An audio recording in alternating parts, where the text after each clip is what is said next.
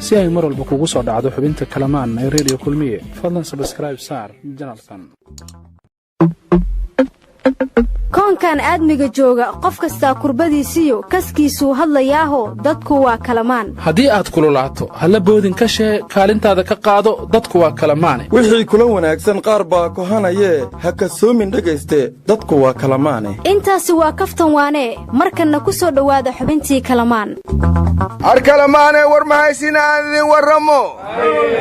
maanta waa 12 bisha mawliid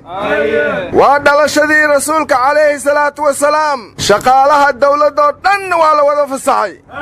kalamaana maxaa loo fasixi waayay ogoy ambar fasaalikiin sheegay ma abaya taala mayka erna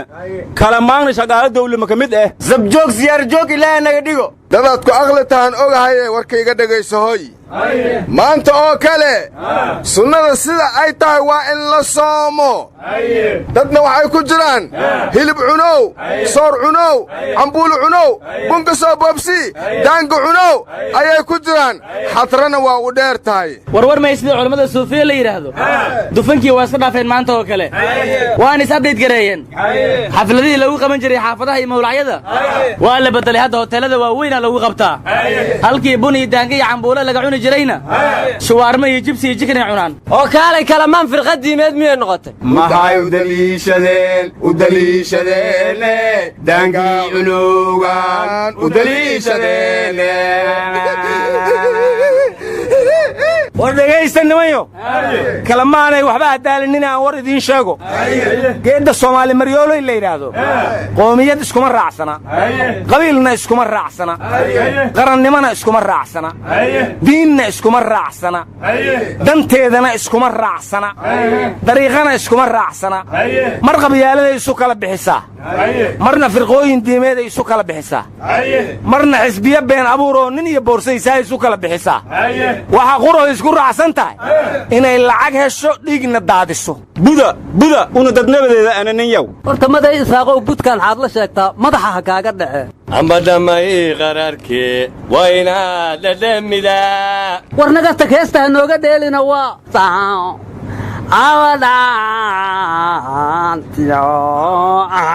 aad ilowde waraduna waxaad ilowde dhabo fiirso aad ilowde war adiguma waxaad ilowday dheel ma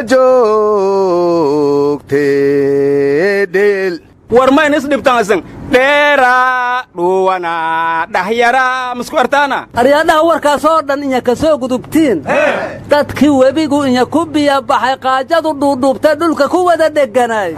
ma ilowdeen beriga war military cunto u qaybinaya dadkeennii webigu ku fataayey anaa daawaday araana la military agaybeeleyleta ulmaadi walka kalsoonadu waayey maandheeskow military wax qaybiyaayo waxaa igu dambaysay abaartii dabadheer waagii siyaad barra joogay inta waxaa la yidhi allow intii abaartii la ogeed aaranka hal ha ka reebin shaqfir asbax min asubax war berigaas ayagoo looga digaya dadka labadii nina musuq iyo maasuq heesihii la qaadi jira waxaa ka mid ahaa dadka yaga xatiiree xaalufee abaaruhu ay xagalka daacsheen dhuunigooda kii xada xastee ee waxyeelow cudunta iyo beerkiiyo xubnaha iyo dhabarkiiyo halkaa xabadka lagu qabay waxaa kaloo ka mid aheed jaalaley hajaba shaki ya jalale hajaba shaki ya jalale jaalaley markaan maqlo gallay cagaartooyaan xasuusanaya arooda aniga jaalaley marka maqlay waxaan xasuustaa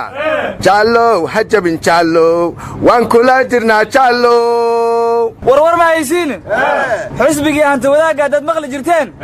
xoogii wadaniyiinta lagu bedelay waagii horena qofkii la soo baxay teestara xisbiga waa laga cabsan jiray haddana waxaa yimid xoog wadaniyiin la yiraahdo oo hataa madaxda degmooyinka ay ka cabsadaan kaalaya xoogagan wadaniyiintood sheegaysiin intay jireen inta carrada la rogaayay war mahasalaad wuxuu yidhi xoogaga wadaniyiinta qaar ka mida waa la hubeeyey maandheeyow dawlad ma taqaaniina anaa xubin xisbi ahaa jiriya ii dhegaysta dawladdii kacaankuba guul wadayaalay lehed calankoodana il gaduudana ku tiilay eedu kuwan calankooda nabadii nololaa ku qoran war waa laga bedelay higsi iyo horumaraa ku qoran war adaan waxba kala ogeyne ammaano iyo adeeg hufnaa ku qoran war ma haysaana wasiirkii hore arrimaha dibadda yuusuf garaad ma idaacadu furtay yaa BBC da u furaa jirtay ma mid kale u furaha war Facebook iyo Twitter baa furana warka naga dhageysta wuxuu yiri 4 sano kasta waxa soo baxa wadaniyiin dawladda dadka ka xigsada nasiib darro 4 sano ka dambaysa waxay isku bedelaan qaran dumis waana la waayaa meel ay ka baxaan qaarkood ma loo dhashaa wadani mise waa la iska dhigi karaa wadani waa loo dhashaa sideeba laysaga dhigi karaa wadani ma waxaad ka wadiin hadda kuwan wadaniyaa laga dhigay hooy waxaan ku warsaa haddiis oo wadani as joogo xirsidhuux ka wallahi abwaanka maxaas u jiray oo muwaadin aawa as dhahay aryaadaha wadaniyiin waa loo baahan yahay waa se hadday webiga beledweyne ka celihayaan waxaana hore loo yidhi dhasa iyo dhamiija iyo dhilqaya dhuudhi iyo boodo dharka mara wixii u galee cuna dhacaankiisa dhaqaaluhu ninka ay ku yaryihiin kama dhammaa baana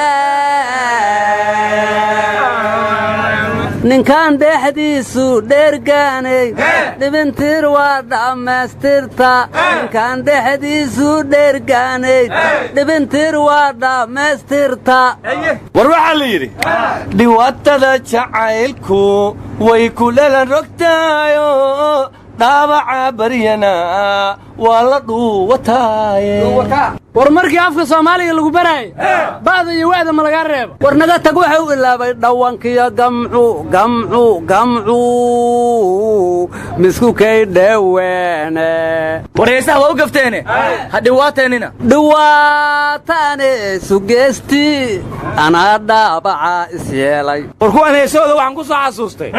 kii yiri geel waa dhareera arigu waa ka daaran yahay ariga tag bilowgiyaad ilowday wuxuu dilaacay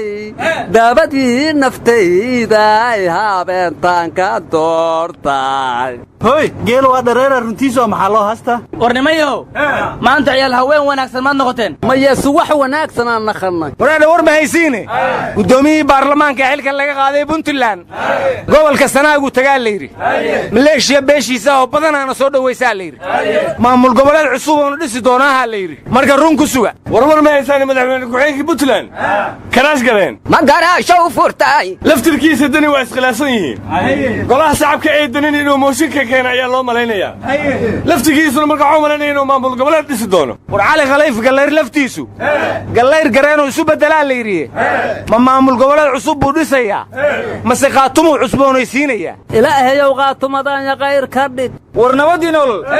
maamul goboleedii hore qaati ka taagan tahay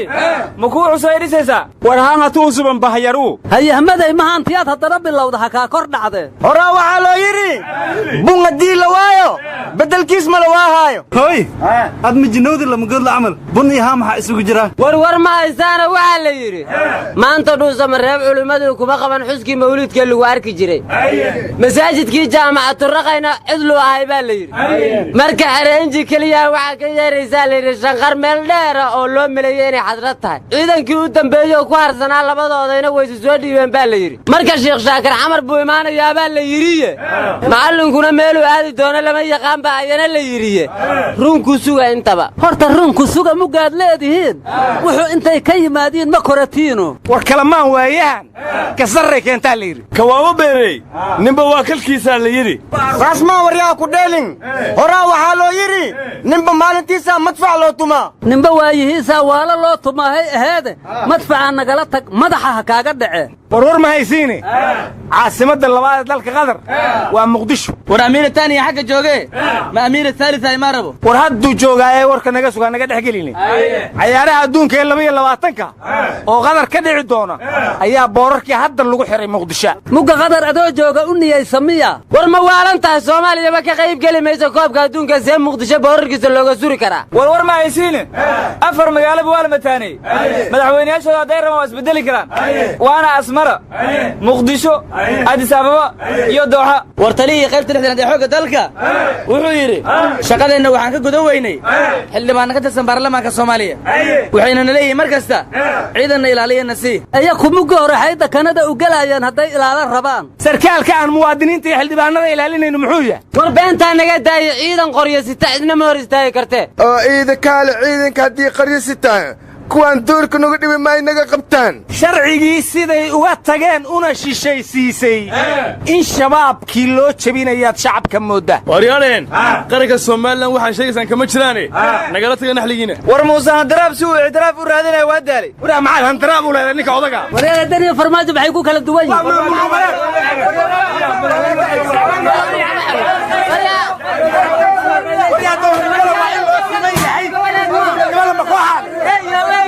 beerka caarahaydin goysa